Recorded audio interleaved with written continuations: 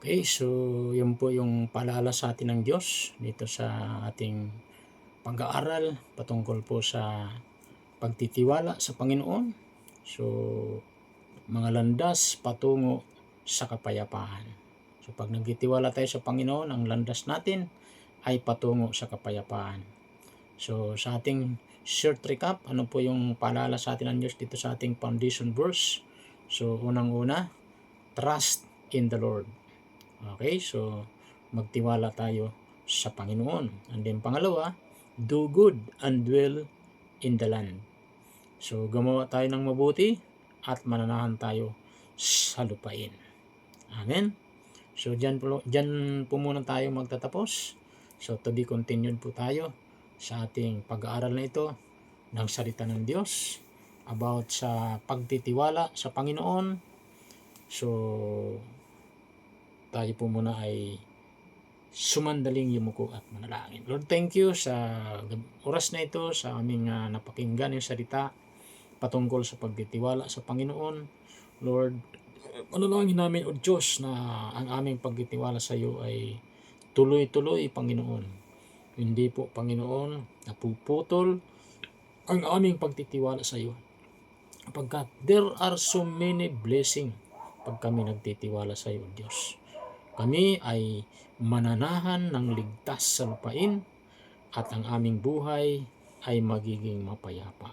Maraming salamat po sa oras na ito. Taas lang natin ating dalawang kamay. Sundan natin mag-sing prayer na ito. So sabihin natin, Panginoong Diyos na makapangyarihan sa lahat, ako'y lumalapit sa iyo.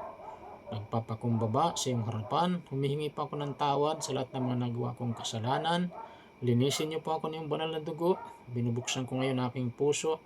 Tinatanggap kita, Jesus, bilang aking Panginoon at tagapagligtas. Isulat niyo po aking pangalan sa aklat ng buhay. In Jesus' name, Amen. Amen. Kung lang ko manalangin, Lord, thank you sa oras na ito, sa lahat po ng mga nakinig ng salita. Pagpalain mo silang lahat. Maging mga tumanggap sa iyo. Provide nyo rin po lahat ng ilang pangailangan, spiritual, physical, financial, material, emosyonal. Salamat po Diyos, Panginoon. Hallelujah, na kaming lahat, Panginoon, patuloy na magtitiwala sa iyo, Panginoon, sa pangalan ni Jesus. Maraming salamat po Diyos. Purihin ka. In Jesus' name, Amen. Amen. Purihin ang Diyos. So, sa lahat po ng mga sumusubaybay sa ating sa salita ng Diyos. So, every midweek service ay in-encourage ko po kayo na tayo ay mag-follow sa ating FB page ng Jesus Christ Saves Global Outreach Church, Kamarin Family. Ganon din, mag-like po tayo.